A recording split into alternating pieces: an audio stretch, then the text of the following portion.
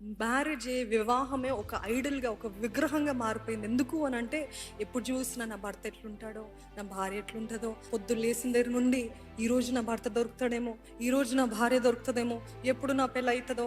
Do not idealize marriage. మ్యారేజ్‌ని విగ్రహము చేసుకోకండి. మ్యారేజ్‌ని మీ దేవుడుగా చేసుకోకండి.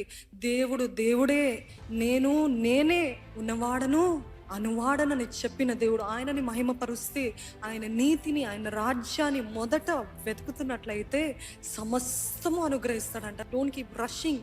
ఎవ్వరు లైన్‌లో వస్తే వాళ్ళు తగునా, లేకపోతే వాళ్ళు భక్తిలో ఉన్నారా, వారు దేవుని సేవ ఇవన్నీ పక్కన పెట్టేస్తాను. నాకు 31 ఇయర్స్ వచ్చేసిందండి, నా వయసు దాటిపోతుందని కంగారు పడకండి. దేవుడు అన్నీ కూడా ఆయనని ప్రేమించే వారికి సమకూడి జరిగించును.